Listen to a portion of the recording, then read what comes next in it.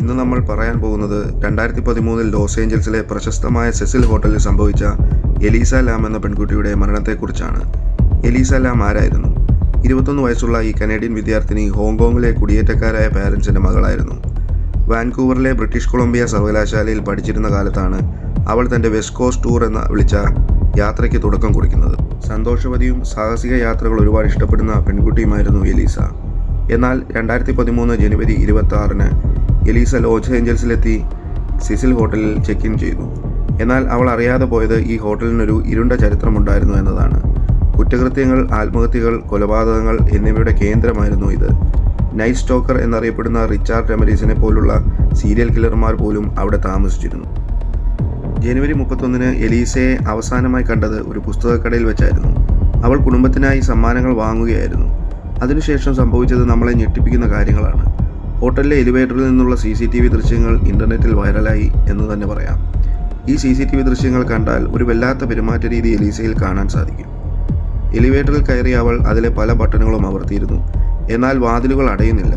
അവൾ പുറത്തേക്ക് എത്തി നോക്കുകയും ചെയ്തിരുന്നു. ആരോ അവളെ പിന്തുടരുന്നത് പോലെ. വിചിത്രമായ ആംഗ്യങ്ങൾ കാണിക്കുന്നു, ലിഫ്റ്റിൻ്റെ മൂലയിൽ ഒളിച്ചിരിക്കുന്നു. അങ്ങനെയൊക്കെയായിരുന്നു അവളുടെ പെരുമാറ്റം. അങ്ങനെ മൊത്തത്തിലൊരു അസ്വാഭാവികമായിരുന്നു. ഫെബ്രുവരി 1-ന് അവൾ ചെക്കൗട്ട് ചെയ്യേണ്ടതായിരുന്നു. പക്ഷേ കുടുംബവുമായി ബന്ധപ്പെടുന്നില്ലാത്തതുകൊണ്ട് അവർ പോലീസിൽ പരാതിപ്പെട്ടു. 3 ആഴ്ച നീണ്ട തെരച്ചിലിനൊടുവിൽ ഫെബ്രുവരി 19-ന് ഞെട്ടിക്കുന്ന ഒരു കണ്ടെത്തലുണ്ടായി. അങ്ങനെ ഹോട്ടലിലെ മറ്റ് അതിഥികൾ പൈപ്പിലെ വെള്ളത്തിൻ്റെ പ്രഷർ കുറവാണെന്നും നിറം മാറിയിട്ടുണ്ടെന്നും അതേപോലെ തന്നെ ഒരു വല്ലാത്ത രുചിയും തോന്നുന്നുണ്ടെന്ന് പരാതിപ്പെട്ടു. അങ്ങനെ അവരുടെ പരാതിയെ തുടർന്ന് മെയിൻ്റനൻസ് ജീവനക്കാരനായ സാന്തിയാഗോ ലോപ്പസ് പരിശോധനയ്ക്കായി മേൽക്കൂരയിലെ വാട്ടർ ടാങ്കിലേക്ക് കയറിയപ്പോഴാണ് ആ കാഴ്ച കണ്ടത്. വാട്ടർ ടാങ്കിൻ്റെ ഉള്ളിൽ എലീസയുടെ മൃതദേഹം കണ്ടെത്തി. അവളുടെ മുഖം മുകളിലേക്കെന്ന രീതിയിലായിരുന്നു. അവളുടെ ശരീരത്ത് വസ്ത്രങ്ങളില്ലായിരുന്നു. അതുപോലെ അവളുടെ വസ്ത്രങ്ങളും മറ്റ് സാധനങ്ങളും, അതായത് അവളുടെ വാച്ചും റൂമിൻ്റെ കീയും വാട്ടർ ടാങ്കിൻ്റെ അടിഭാഗത്ത് കിടപ്പുണ്ടായിരുന്നു. അങ്ങനെ പോലീസ് അന്വേഷണം നടത്തി. പോസ്റ്റ്മോർട്ടം റിപ്പോർട്ട് അനുസരിച്ച് മരണകാരണം മുങ്ങിമരണമാണെന്ന് കണ്ടെത്തി. ശാരീരിക പീഡനമോ ലൈംഗിക ആക്രമണമോ നടന്നതായി തെളിവുകളുമില്ല. പക്ഷേ അവളുടെ രക്തത്തിൽ ബൈപോളാർ ഡിസോർഡറിൻ്റെയും ഡിപ്രഷൻ്റെയും മരുന്നുകളുടെ സാന്നിധ്യം കണ്ടെത്തി. ഈ മരണത്തിന് ശേഷം ആളുകൾ പല കാര്യങ്ങളാണ് പറഞ്ഞിരുന്നത്.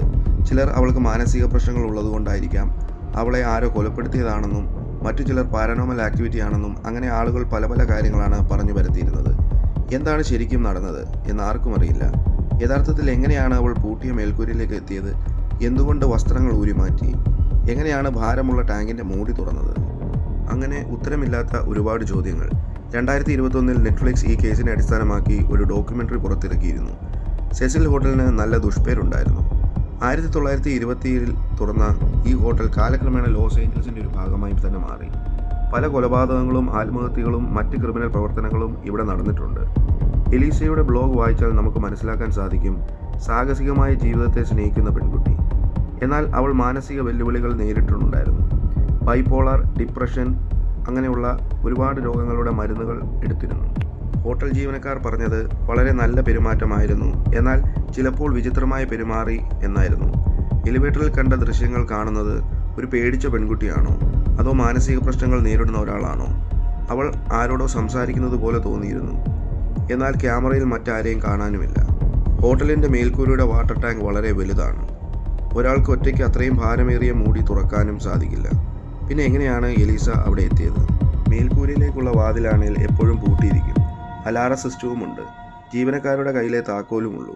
പോസ്റ്റ്മോർട്ടം റിപ്പോർട്ട് പ്രകാരം മുങ്ങിമരണം ആണെന്നാണ് പറഞ്ഞിരുന്നത്. എന്നാൽ ശരീരത്ത് മറ്റു പാടുകളുമില്ല. ബ്ലഡ് സാമ്പിളിൽ മരുന്നുകളുടെ അളവ് സാധാരണമായിരുന്നു.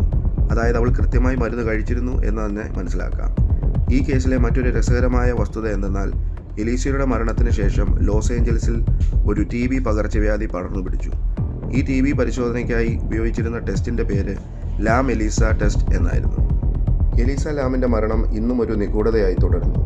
എന്നാൽ ഈ സംഭവം നമ്മെ ഓർമ്മിപ്പിക്കുന്നത് ജീവിതത്തിലെ ചില ചോദ്യങ്ങൾക്ക് ഉത്തരം കിട്ടാതെ പോകാം എന്നതാണ്. ഈ വീഡിയോ ഇഷ്ടപ്പെട്ടു എങ്കിൽ ലൈക്ക് ചെയ്യാനും സബ്സ്ക്രൈബ് ചെയ്യാനും മറക്കരുത്. നിങ്ങളുടെ അഭിപ്രായങ്ങൾ കമൻറ്റ് ബോക്സിൽ അറിയിക്കുക. അടുത്ത വീഡിയോയിൽ കാണാം. നന്ദി.